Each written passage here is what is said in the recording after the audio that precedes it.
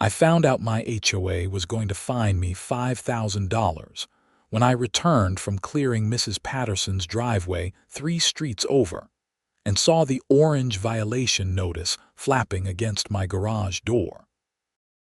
My name is Grant Jacobson, and I had lived in the Meadowbrook Heights subdivision outside of Rochester, Minnesota, for 8 years. The neighborhood was beautiful, with mature oak trees lining every street and well-maintained homes that all followed the architectural guidelines down to the approved paint colors. I had always followed the rules, paid my dues on time, and kept my lawn immaculate. But apparently, owning a snowplow attachment for my truck was somehow crossing a line.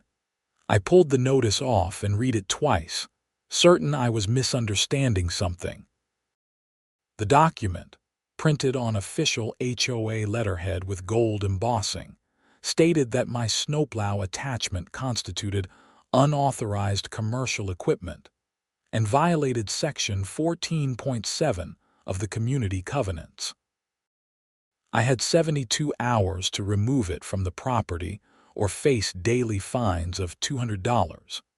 Additionally, there was a one-time penalty assessment of $5,000 for operating a commercial enterprise within a residential zone without proper authorization. The cold December wind bit at my face as I stood there, reading and rereading the words. This was insane. I did not run a business. I had a snowplow attachment that I used to help my elderly neighbors during the brutal Minnesota winters. I cleared my own driveway, sure, but I also made sure Mrs. Patterson could get to her doctor's appointments and that the Hendersons, both in their 80s, did not have to risk heart attacks shoveling their long driveway. I crumpled the notice in my fist and headed inside, my boots tracking snow across the mud floor. My wife Sarah was at work, teaching 2nd grade at Roosevelt Elementary, so I had the house to myself to process this nonsense. I called the HOA office immediately, but got their voicemail. The message, delivered in a chirpy automated voice, informed me that office hours were Monday through Thursday, 9 to 3. It was Friday afternoon at 4:30. Of course it was. I spent the weekend fuming. The weather forecast showed clear skies for the next week, but I knew Minnesota weather. We were overdue for a major storm. January and February were always the worst months, and here we were at the tail end of December with relatively light snowfall so far. That just meant the big ones were coming. Monday morning, I took a personal day from my job as a civil engineer at Henderson and Associates. I was at the HOA office when they unlocked the doors at 9 sharp. The woman who greeted me was Brenda Whitmore, the HOA president, and she embodied every stereotype of a power-hungry homeowners association tyrant. She was in her mid-50s, with highlighted blonde hair cut in a severe bob, and she wore a cream-colored pantsuit that probably cost more than my monthly mortgage payment. "Mr. Jacobson," she said, her smile not reaching her eyes, "I wondered when you would stop by." "You knew I would get that violation notice," I said, keeping my voice level. "Can you explain to me how helping elderly neighbors constitutes running a commercial enterprise?" Brenda settled into her chair behind a large mahogany desk that seemed ridiculous for an HOA office. The room was decorated with framed photos of the neighborhood, before and after shots of improvement projects, and several plaques with Brenda's name on them. She folded her hands on the desk blotter and gave me that condescending smile that middle-aged women in positions of minor authority seemed to perfect. "The covenants are very clear, Mr. Jacobson. Commercial equipment and commercial vehicles are not permitted to be stored on residential properties. Your snowplow attachment qualifies as commercial equipment. It's not commercial equipment. It's a residential-grade plow attachment that I use for personal purposes and to help neighbors." Do these neighbors pay you for this service? No, of course not. But you do accept compensation in other forms, baked goods, perhaps, dinner invitations. I stared at her. Mrs. Patterson gave me a fruitcake last Christmas. Are you seriously suggesting that accepting a fruitcake makes me a commercial snow removal operation? The distinction is irrelevant. The equipment itself is the violation. Commercial-grade snowplows are not permitted. It's not commercial grade. It's a Boss 7-foot plow, standard residential equipment. Brenda pulled out a folder from her desk drawer. I could see my name on the tab. She had been preparing for this. We have documentation that your truck, equipped with the plow, was seen at 7 different addresses in the neighborhood during the December 18th snowfall. That constitutes a pattern of commercial activity. Those are my neighbors. I was helping people. And we appreciate community spirit, Mr. Jacobson. However, rules are rules. If we make exceptions, the entire covenant structure falls apart. You have until Wednesday to remove the equipment from the property. I leaned forward. And where exactly am I supposed to store it? The covenant violation says I cannot keep it anywhere on my property. My garage, my driveway, nothing. I checked. That is not the HOA's concern. Perhaps a storage facility, or you could sell it. The nearest storage facility is 20 miles away, and we are in the middle of winter in Minnesota. Brenda's expression did not change. Nevertheless, those are your options.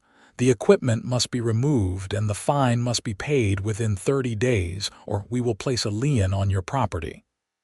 I left the office with my jaw clenched so tight I thought my teeth might crack. This was absurd. Bureaucratic nonsense taken to an extreme that defied common sense. But I had dealt with regulations and codes my entire career. I knew how to fight this. I spent Monday afternoon reviewing every page of the HOA covenants, all 247 pages of them. The document was a masterpiece of overreach, governing everything from acceptable mailbox styles to the specific angle at which holiday decorations could be placed. But Section 14.7, the one they were using against me, was vaguely worded enough that I thought I had an argument. The section prohibited commercial vehicles and commercial equipment from being stored or displayed on residential property. But the definitions section of the covenants defined commercial equipment as equipment used primarily for business purposes or commercial gain. I was not gaining anything. I was not running a business. The fact that I owned a piece of equipment that could be used commercially did not mean I was using it commercially. I drafted a detailed response letter, citing the relevant sections and including statements from 5 neighbors who confirmed that I did not charge for my services, and that I was simply being a good neighbor. Mrs. Patterson even wrote that she would be unable to leave her home safely after snowstorms without my help, as she could not afford a professional snow removal service on her fixed income. Tuesday morning, I hand-delivered my response to the HOA office. Brenda was not there, but her assistant, a nervous young man named Todd, accepted the envelope and promised to put it on Brenda's desk immediately. "Good luck," he whispered after glancing around to make sure no one else was nearby. "A lot of people are pretty upset about this." "What do you mean?" Todd hesitated, then said quietly, "There have been phone calls, complaints. Not about you, about the HOA going after you. People like what you do, but Mrs. Whitmore is really dug in on this one." That was something, at least. Community support mattered. Wednesday came and went with no response from the HOA. Thursday morning, I checked the weather forecast and felt my stomach drop. A major winter storm was developing in the Dakotas, expected to hit Minnesota by Saturday night. The meteorologists were predicting 12 to 18 inches of snow with high winds. It was going to be a bad one, Thursday afternoon, I got my answer from the HOA. Not a letter, not a phone call, but a knock on my door from a sheriff's deputy. "Grant Jacobson." The deputy asked when I opened the door. "That's me." "I have a civil order here, sir. I am required to supervise the removal of equipment from your property." He handed me a document. Behind him, I saw a flatbed tow truck pulling up to my curb and Brenda Whitmore climbing out of her silver Lexus. "You cannot be serious," I said, scanning the order. It was from the county court, signed by a judge that morning. Emergency relief granted to the Meadowbrook Heights HOA for immediate removal of covenant-violating equipment. "I am sorry, sir," the deputy said, and he actually looked apologetic. "I just enforce the orders." I watched, feeling helpless and furious, as the tow truck driver loaded my Snowplow attachment onto his flatbed. The whole thing took maybe 20 minutes. Brenda stood on my front lawn the entire time, arms crossed, watching with evident satisfaction. When it was done, she approached me with paperwork. "This is a receipt for the equipment. It will be held in impound. You can retrieve it once you have secured appropriate off-site storage and paid the outstanding fines." "There is a major storm coming this weekend," I said. "People are going to need help." Then I suggest they contact a licensed snow removal service. There are several that operate in the area. She handed me another envelope. "This is also your formal notification that the $5,000 fine stands. Payment is due by January 15th. After they left, I stood in my driveway, staring at the empty space where my plow had been. My truck looked wrong without it, naked somehow. I had installed that plow 3 winters ago, after the blizzard of 2023, when Mrs. Patterson had fallen on her icy driveway and broken her hip. I had sworn then that I would not let any of my elderly neighbors face that danger again. Sarah came home to find me sitting at the kitchen table, surrounded by printouts of the HOA covenants and Minnesota property law. "They actually took it?" she asked, dropping her teacher's bag by the door. "Sheriff's deputy and everything. Brenda got an emergency court order. That is insane. How did she even get a judge to sign off on that? Because technically, the covenants are legally binding. We agreed to them when we bought the house." Judges usually defer to HOA rules unless they are clearly unreasonable. Sarah sat across from me. "So what do we do?" "I am going to fight it. I will file an appeal with the HOA board first, then take it to district court if I have to. But Sarah, that storm is coming Saturday." "I cannot help anyone. Maybe it will not be as bad as they are predicting." We both knew that was wishful thinking. Friday, the weather forecasts got worse. Now they were predicting up to 24 inches of snow with wind gusts up to 50 miles per hour. Blizzard conditions. The kind of storm that shut down highways and left people trapped in their homes for days. I spent Friday making phone calls. I contacted 3 commercial snow removal services that operated in the Rochester area. The first was already completely booked for the storm. The second said they could put Meadowbrook Heights on their list, but could not guarantee when they would get to it. Probably not until Monday at the earliest, since they prioritized commercial properties and main roads. The third quoted me $8,000 to do the entire neighborhood, payment up front. I called Mrs. Patterson to check on her. "Oh, I will be fine, dear," she said, but I could hear the worry in her voice. "I stocked up on groceries. I will just stay inside until it melts." "That could be a week or more, Mrs. Patterson. I know, but what choice do I have?"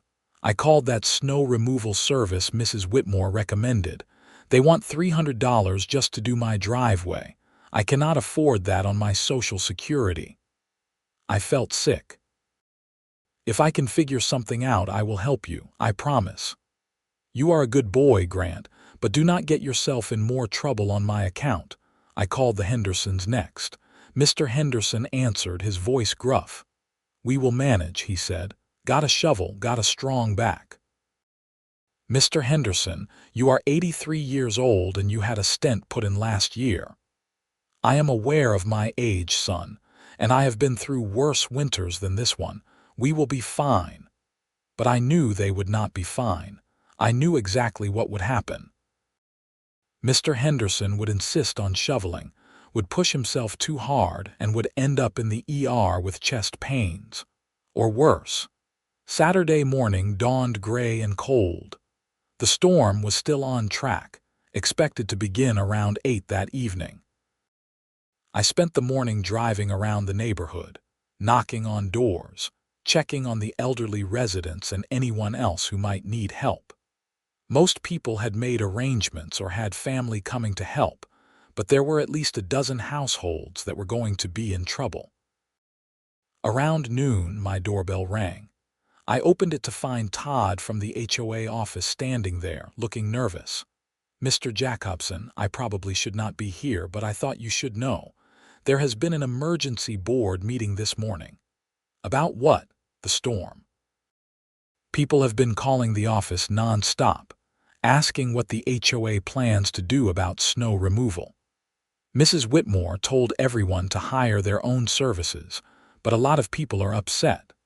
They are saying that you used to help the whole neighborhood, and now nobody has access to affordable snow removal. "That is not my problem anymore. The HOA made sure of that." Todd shifted uncomfortably. "I know, and I am sorry about that, but I thought you should know that Mrs. Whitmore is doubling down. She sent an email to all residents this morning saying that any homeowner who allows you to clear their driveway with any snow removal equipment will be fined for violation of the Commercial Equipment Covenant." I stared at him. "She is threatening to fine people for accepting help. She says that allowing commercial snow removal equipment operated by an unlicensed, uninsured resident constitutes participating in a covenant violation. I do not even have my plow anymore, I know, but she is making sure you cannot borrow one either, or rent one. She has made it clear that if you operate any snow removal equipment in the neighborhood, she will come after you and whoever you are helping." After Todd left, I called my lawyer. Daniel Morrison had handled our house closing and our wills, and while he was not an HOA specialist, he knew property law. "Grant, I am going to be honest with you," he said after I explained the situation. "You are going to win this eventually. What they are doing is clearly overreach. But eventually means months, maybe a year if it goes to court. In the short term, they have you boxed in. What about an emergency injunction? The storm is coming tonight. You can try, but getting a judge on a Saturday afternoon the day a blizzard is about to hit. And the HOA already has one court order in their favor. A judge is going to see this as a civil dispute between you and your HOA, not an emergency situation. People could get hurt, Daniel. Elderly people who cannot clear their own driveways. I understand, and I am not saying you are wrong. I am saying the legal system moves slowly, and you are not going to get relief before that storm hits. My advice: document everything. Keep records of every conversation, every email, every notice. When we take this to court, we are going to bury them. But tonight, I do not have a legal solution for you." I hung up feeling defeated, then angry, then determined. If the HOA wanted to play hardball over a snowplow attachment, fine. But I was not going to let people suffer because Brenda Whitmore needed to flex her authority. I called my friend Marcus from work. He lived 2 towns over and had a plow setup similar to what I had owned. "I need a huge favor," I said. By 6 that evening, I had a plan. It was not a great plan. It definitely violated the HOA's latest edict, but I was past caring about that. The snow started right on schedule at 8. By 9, it was coming down hard, big fat flakes that stuck to everything. By 10, We had 3 inches and visibility was dropping. This was going to be exactly as bad as predicted. Sarah and I watched the news together, seeing reports of highway closures and accident. The governor had declared a state of emergency and was advising everyone to stay off the roads.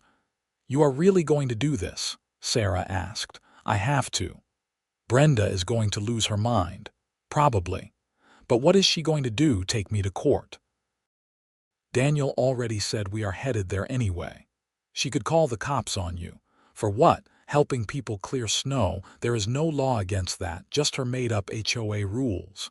Sarah squeezed my hand. "Okay, then I am helping too." The snow continued through the night.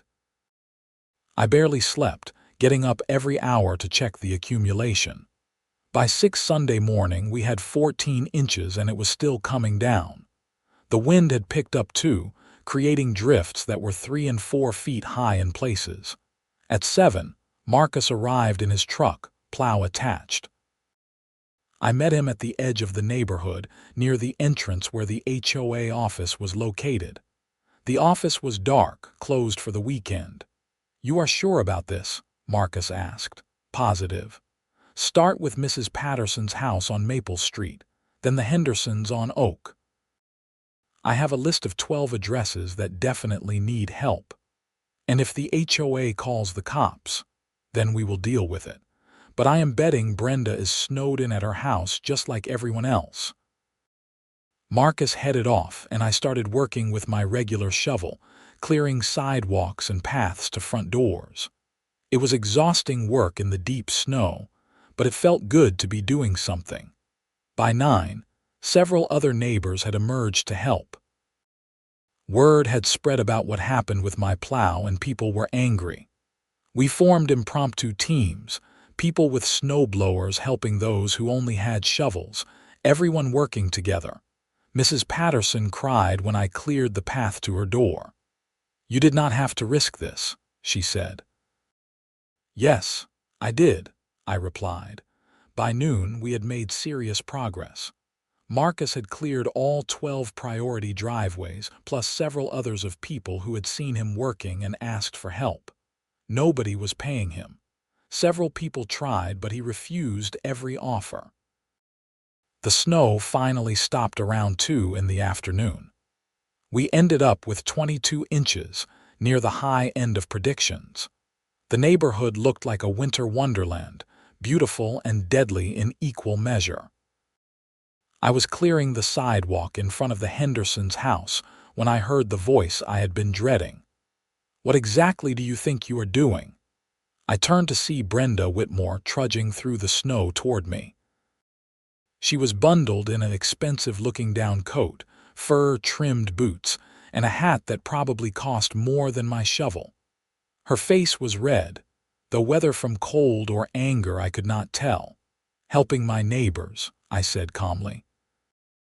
"You are operating snow removal equipment in direct violation of HOA covenants and in defiance of a direct order from the board." "I am using a shovel. Last time I checked, shovels were not commercial equipment. Do not play games with me. That truck with the plow, I saw it on Oak Street." "You are coordinating this." "That truck belongs to my friend Marcus Chen. He does not live in this neighborhood, so your covenants do not apply to him. He is visiting me and kindly offered to help some people who needed it." Brenda's eyes narrowed. "You are exploiting a loophole." "I am helping people. There is no loophole involved. Marcus is a private citizen using his own equipment on a volunteer basis. The board will hear about this." "I am sure they will." Mr. Henderson opened his front door then, leaning on his cane. "Mrs. Whitmore, is there a problem?" "Mr. Henderson, I am addressing a covenant violation." "Covenant violation? The boy is shoveling my sidewalk. Since when is that a violation? Mr. Henderson, this does not concern you." "The hell it does not. This is my property and my sidewalk. And I will thank you not to harass people who are helping an old man not break his neck on the ice." Brenda sputtered, clearly not used to being challenged. The HOA board will be discussing this situation at an emergency meeting. You do that, Mr. Henderson said. And while you are at it, maybe discuss why the HOA did not have any snow removal plan in place for the worst storm of the year. Brenda turned on her heel and stalked away, nearly slipping on a patch of ice. I steadied her by reflex, but she yanked her arm away and continued toward her own house 2 streets over. "Insufferable woman," Mr. Henderson muttered. "Thank you for the help, Grant. You are a good neighbor." That evening, Sarah and I collapsed on the couch, exhausted but satisfied. We had helped dozens of people, and nobody had gotten hurt. As far as I was concerned, that was worth whatever fines Brenda wanted to throw at me. Monday morning, I got my answer. There was an email from the HOA waiting for me, sent to my address and CC'd to what looked like the entire neighborhood. It was from Brenda, and it was unhinged. The email accused me of organizing an illegal snow removal operation, of coordinating outside commercial operators in defiance of board directives, and of inciting residents to violate community covenants. It announced that I was being fined an additional $10,000, and that the matter was being referred to the HOA's attorneys for possible legal action. But more interesting than the email itself were the responses that started hitting reply all within minutes. The first was from Tom Brennan on Birch Street. "This is absolutely ridiculous. Grant helped my elderly mother when nobody else could. The HOA should be thanking him, not fining him." Then from Jessica Liu, "I am appalled by this email. Our HOA president is more concerned with enforcing petty rules than with the well-being of residents. I am calling for a vote of no confidence." Then from Robert Sanders, "Brenda, you have completely lost perspective. I am a lawyer, and I can tell you right now that this fine will not hold up to even basic scrutiny. You are exposing the HOA to massive liability." The emails kept coming, dozens of them. By Monday afternoon, the thread had over 100 responses, and maybe 5 of them were supportive of Brenda. The rest ranged from critical to outright hostile. Tuesday, someone created a petition calling for Brenda's removal as HOA president. By Wednesday, it had signatures from more than 60% of the neighborhood. Thursday, the HOA board held an emergency meeting. It was scheduled for 7 in the evening at the community center, and the room was packed. Every seat was taken, with people standing along the walls. I had never seen this level of turnout for an HOA meeting. Brenda called the meeting to order, but she was immediately drowned out by residents demanding to speak. The vice president, a reasonable man named Harold Chen, who was actually Marcus's uncle, managed to establish some order and opened the floor for community comments. For 90 minutes, residents spoke. Some defended me directly. Others talked about the lack of HOA snow removal planning. Several elderly residents shared stories about how they would have been trapped in their homes without help. Mrs. Patterson spoke, her voice shaking, about how she had been terrified she would not be able to get to her dialysis appointment on Monday until I cleared her driveway. Only 3 people spoke in Brenda's defense, and even they seemed half-hearted about it, mostly arguing that rules are rules without addressing the specific situation. When the community comment period ended, Harold turned to Brenda. "Madam President, I think we need to address this situation directly. The board needs to vote on whether to uphold these fines against Mr. Jacobson." "The fines are valid under the covenants," Brenda said, her voice tight. "Then let the board vote on it." The board consisted of 7 members. Brenda made 1. Harold was 2. The other 5 were Linda Torres, Michael O'Brien, Jennifer Stapleton, Donald Walsh, and Patricia Freeman. Harold moved to rescind all fines against me and to return my snowplow equipment immediately. Michael seconded. The vote was 6-1. Only Brenda voted against it. Then Harold made another motion, a vote of no confidence in Brenda Whitmore as HOA president. That vote was also 6-1, with Brenda the sole dissenter and a look of pure fury on her face. The meeting ended with Harold temporarily assuming the role of president until a special election could be held. Brenda stormed out without speaking to anyone. I got my Snowplow attachment back on Friday. The impound lot did not even charge me the storage fees once they heard what had happened. But the story did not end there. Sunday, a week and a half after the blizzard, I got a call from Detective Sarah Montoya with the Rochester Police Department. "Mr. Jacobson, I am calling about some allegations that have been made by Brenda Whitmore.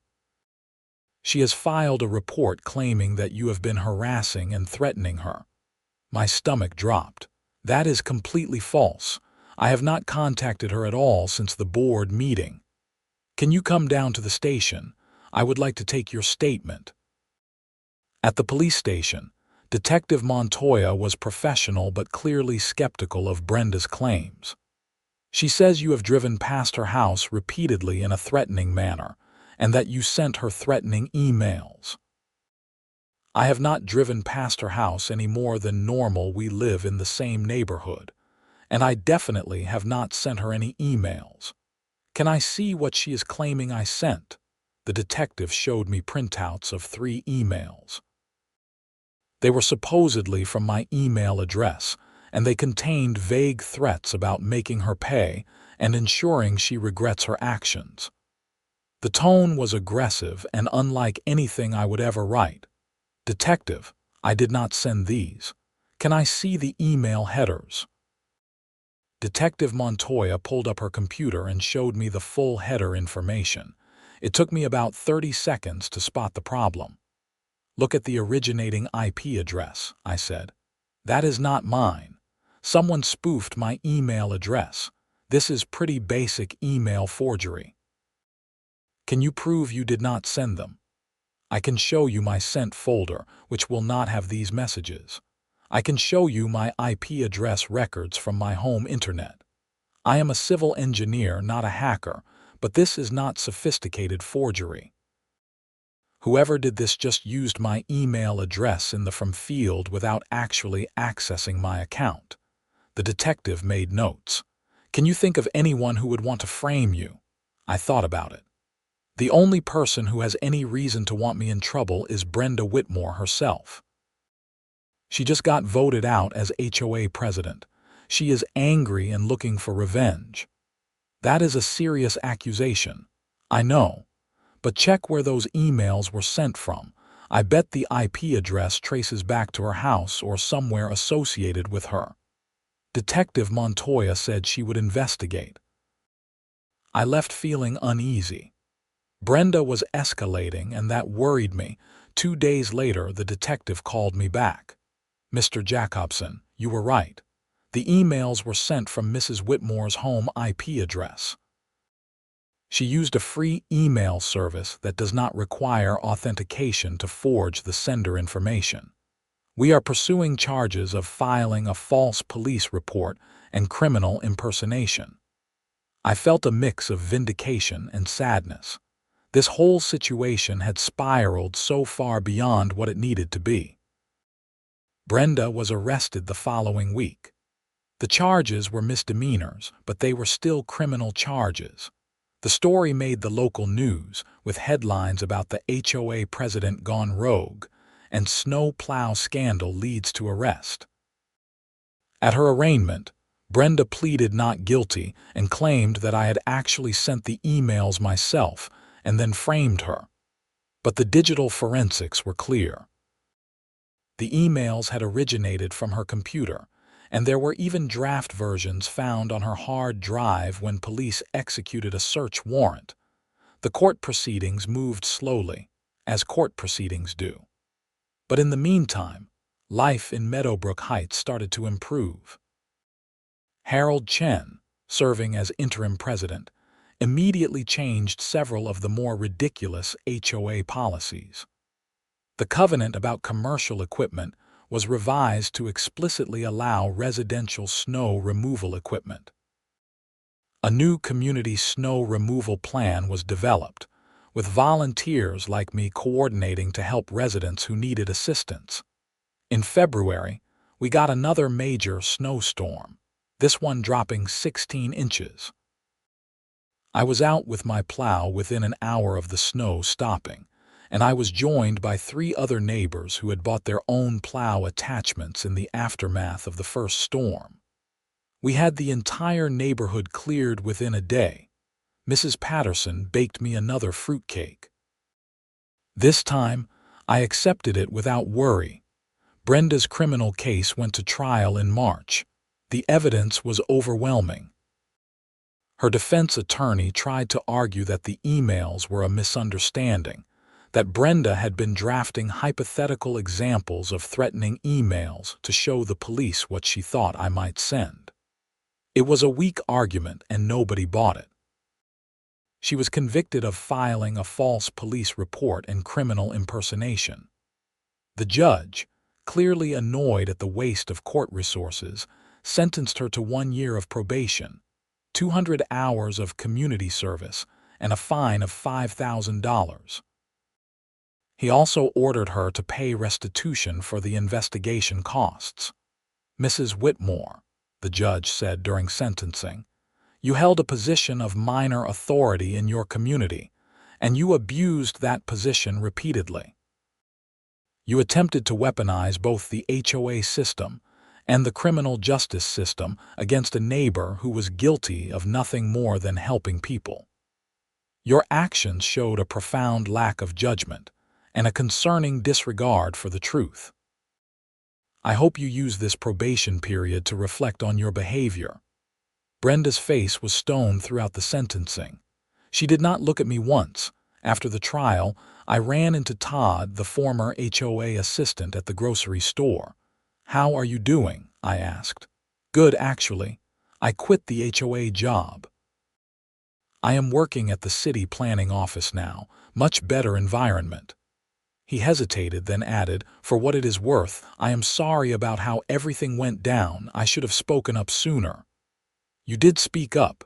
You warned me about the emergency board meeting. That helped. Still, Brenda was out of control for a long time, and a lot of us just went along with it because it was easier than confronting her. I understood that. It was easy to let petty tyrants have their way when the stakes seemed small, until suddenly they were not small anymore." The special election for HOA president was held in April. Harold Chen ran unopposed and won easily. At his first official board meeting, he presented me with a formal letter of apology on behalf of the HOA and a reimbursement check for my legal expenses. "The board recognizes that you were treated unfairly and that your actions during the January blizzard exemplified the best of community spirit," Harold read from the letter. "We are grateful for your continued service to our neighborhood and commit to ensuring that no resident is ever punished for helping their neighbors." There was applause from the dozen or so residents who had attended the meeting. It felt good. But better than the formal apology was what happened over the following months. The neighborhood culture shifted. People were more involved, more willing to help each other, more likely to question authority when it overreached. The HOA became what it was supposed to be: a tool for maintaining and improving the community, not a weapon for enforcing petty rules. Mrs. Patterson continued to give me fruitcakes every Christmas, and I continued to clear her driveway every time it snowed. The Hendersons invited Sarah and me over for dinner regularly, and Mr. Henderson never had to risk his health shoveling his driveway again. As for Brenda Whitmore, I saw her occasionally around the neighborhood. She kept to herself, did her community service hours cleaning up litter in public parks, and stayed far away from HOA business. There was a "for sale" sign in front of her house by May. She moved away before the summer ended, relocating somewhere in Arizona according to the neighborhood gossip. I did not follow up to confirm. The following winter was milder, but we still got our share of storms. Each time I was ready with my plow, and I was never alone. We had created an informal network of neighbors helping neighbors, exactly the way a community should function. On the anniversary of that first big blizzard, Sarah and I were sitting in our living room watching the snow fall gently outside. It was a light snow this time, maybe 3 or 4 inches expected, nothing dramatic. "You know what I was thinking about," Sarah said. "What?" "How much better this neighborhood is now than it was a year ago. Before all this happened, people were friendly enough, but everyone kind of kept to themselves. Now we actually have a community." She was right. The annual block party the previous summer had been the best attended in years. Kids played together across the whole neighborhood instead of staying in individual yards. People borrowed tools and helped with projects and actually knew their neighbors' names. It is weird to think that Brenda's overreach actually made things better in the long run, I said. "Sometimes it takes a crisis to show people what matters," Sarah replied. "And what does not matter? Like whether someone keeps a snowplow in their garage. Exactly like that. I thought about calling Mrs. Patterson to check if she needed anything from the store before the snow accumulated, then decided to just walk over once it stopped. Face to face was always better. My phone buzzed with a text from Marcus. "Forecast looks light, but let me know if you need backup for tomorrow." I texted back, "Thanks, will do. We are good for now, but might take you up on it next storm." Another text came in, this time from Harold Chen. "Board meeting Tuesday. Want to discuss next year's snow removal volunteer program. Can you make it?" I confirmed that I could. Sarah leaned against me on the couch, and we watched the snow fall together. Outside, the neighborhood was peaceful and quiet, the way it should be. Inside, I felt content. The fight with the HOA had been stressful and expensive, and at times infuriating, but it had been worth it. Because at the end of the day, what mattered was not covenants or rules or who had authority over what. What mattered was taking care of each other, especially when things got difficult. That was what communities were supposed to do. And if helping your neighbors clear snow after a blizzard was a violation of some bureaucratic rule, then the rule was the problem, not the help. I had learned something important through all of this. There are times when doing the right thing means defying the people who claim to be in charge. There are times when helping people is more important than following rules. And there are times when you have to stand up to petty tyrants, even when it is uncomfortable or costly, because giving in to them just empowers them to keep abusing whatever authority they have. Brenda Whitmore had thought that being HOA president gave her the power to control how people lived in their own homes, to punish acts of kindness, to prioritize rules over people's well-being. She had been wrong. And in the end, the community had rejected that approach and chosen something better. The snow continued to fall, peaceful and steady. Tomorrow I would wake up early, attach my plow, and clear driveways for anyone who needed it. And nobody would find me or threaten me or try to stop me, because that was just what neighbors did.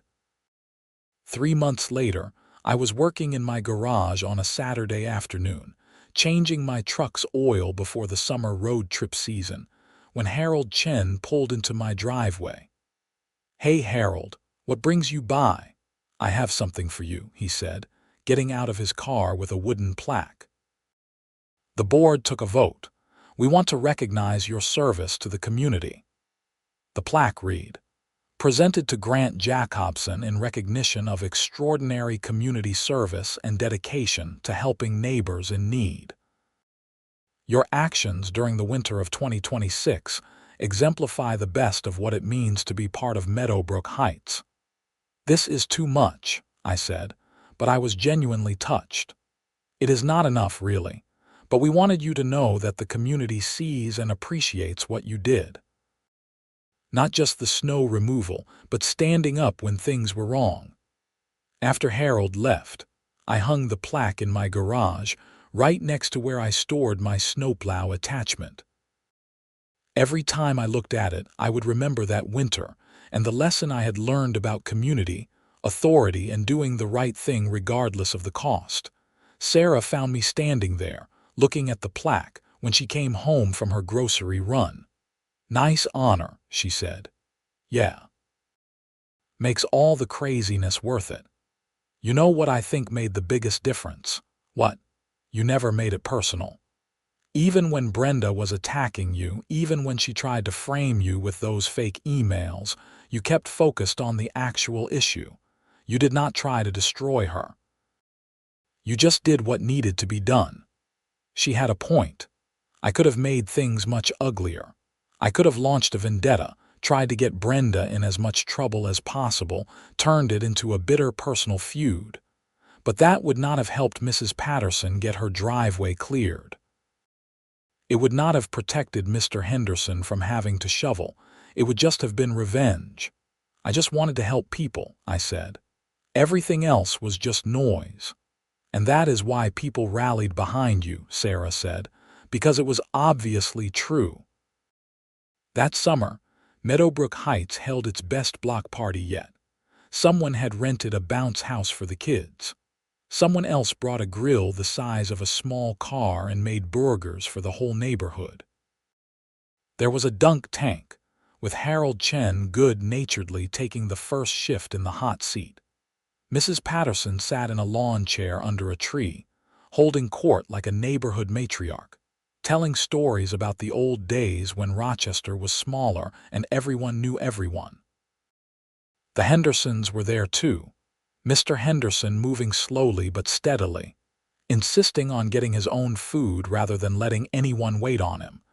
Kids ran everywhere, playing games that spanned multiple yards. Teenagers hung out in self-conscious clusters, trying to be cool but clearly having fun. Adults talked and laughed, making plans for autumn activities, discussing whose turn it was to organize the Halloween decoration contest. I found myself talking to neighbors I had barely known before all the HOA drama.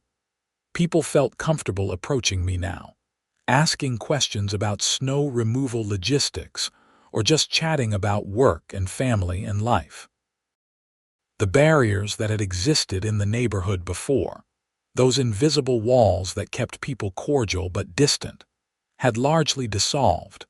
Around sunset, as the party was winding down and people were packing up their coolers and folding chairs, Tom Brennan came over to me.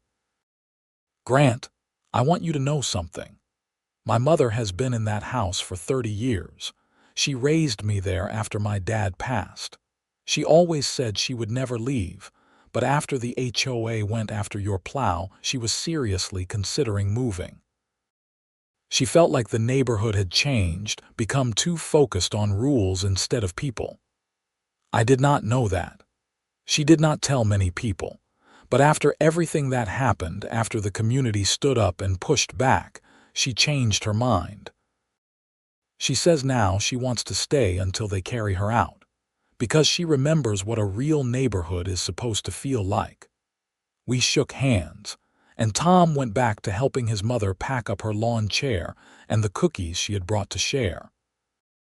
As Sarah and I walked back to our house in the warm summer twilight, I thought about how strange the path had been from that first violation notice to this moment.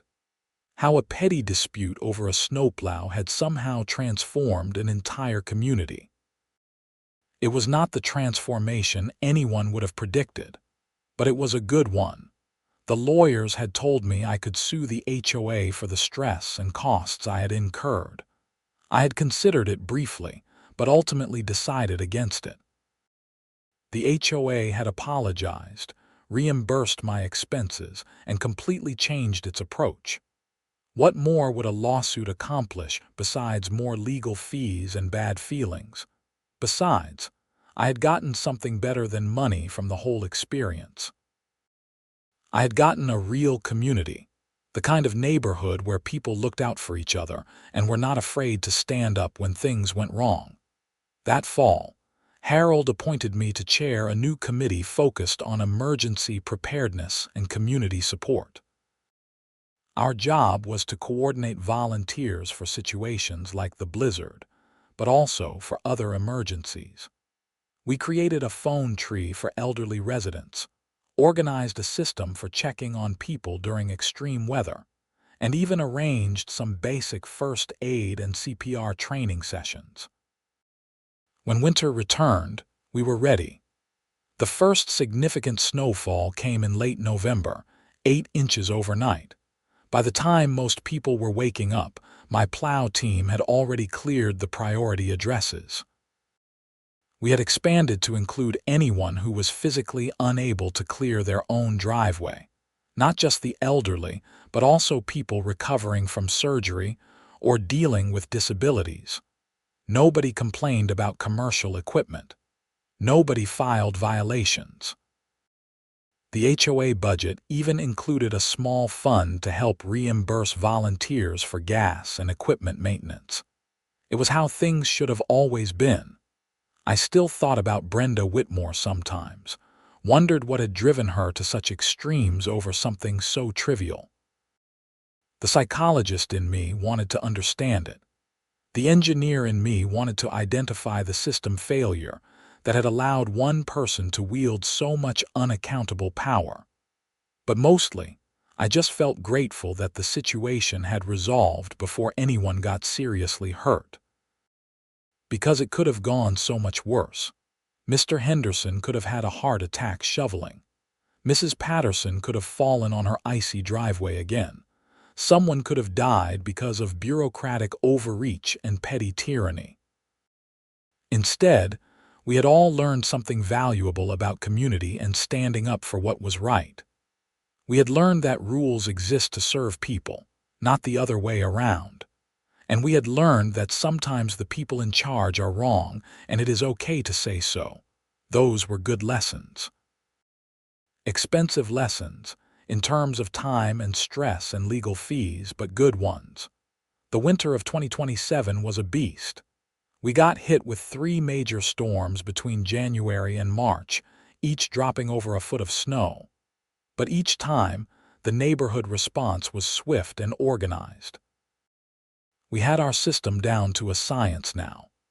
Communication through a neighborhood text chain, priority lists updated regularly, equipment checks before each storm, backup volunteers ready to step in.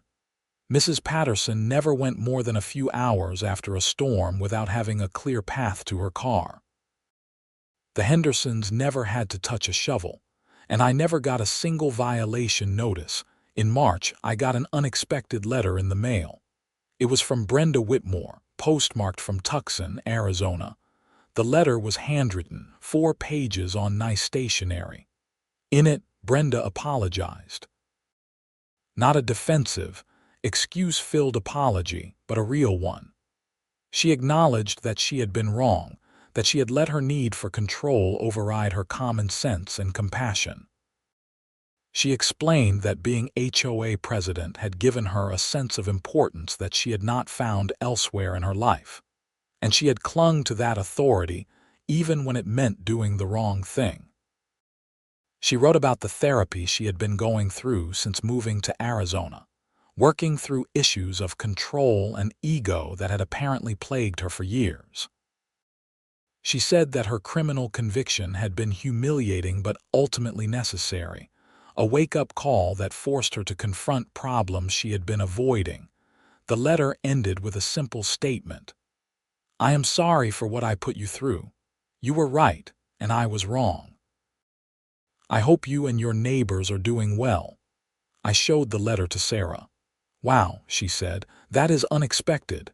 "Yeah, do you think it is genuine?" "I do not know. Does it matter?" I thought about it. "I guess not. If she has actually changed, that is good for her. If she has not, then at least she is in Arizona and not making anyone else's life difficult here." I wrote a brief response, thanking her for the apology and wishing her well. I did not know if it would mean anything to her, but it seemed like the right thing to do. 2 years after the Snowplow incident, Meadowbrook Heights had transformed completely. The HOA was now run by a rotating board with term limits, ensuring no one person could accumulate too much power. The covenants had been revised to remove the most overreaching provisions, and the neighborhood had become known in the wider Rochester community as a model for how HOAs should operate. Other neighborhoods started reaching out, asking for advice on how to balance maintaining standards with preserving community spirit. Harold Chen, who had decided not to run for re-election after serving his term, started giving occasional talks at community organization meetings around the city. I kept clearing driveways every winter, joined by a growing crew of volunteers. It became a neighborhood tradition, something we took pride in. Local news did a feature story on us during a particularly bad storm, and we got letters from people in other states saying they were inspired to organize similar volunteer efforts in their own communities. The whole experience taught me something fundamental about how communities work, or fail to work. Rules and regulations have their place, but they are tools, not ends in themselves. When following the rules requires you to ignore someone in need, the rules are the problem. When enforcing regulations means punishing kindness, the regulations need to change. And maybe most importantly, I learned that ordinary people have more power than they think. One person standing up to unfair authority might seem futile, but if that person is clearly in the right, others will join them. Community support is powerful, and petty tyrants only have as much power as people are willing to give them. As I write this, sitting in my garage on a warm June evening, my snowplow attachment hanging on the wall waiting for next winter, I can hear kids playing in the street outside. There is a neighborhood potluck tomorrow. Sarah is organizing a book club. The Hendersons are celebrating their 65th wedding anniversary next month, and half the neighborhood is invited. This is what a community should feel like. Connected, supportive, alive. And to think it all started because an HOA president seized my snowplow and then panicked when the next storm hit. Sometimes the best changes come from the most ridiculous conflicts. Sometimes standing up to petty tyranny creates something better than existed before. And sometimes helping your neighbors clear their driveways is not just a kind gesture but a revolutionary act. I would not change anything about what happened. Well, maybe I would have skipped the part where Brenda tried to frame me for sending threatening emails. That was stressful. But the rest of it, even the frustrating parts, led to something genuinely good. Next winter, when the first big snow comes, I will be ready. My plow will be attached, my priority list will be updated, and my team of volunteers will be on standby.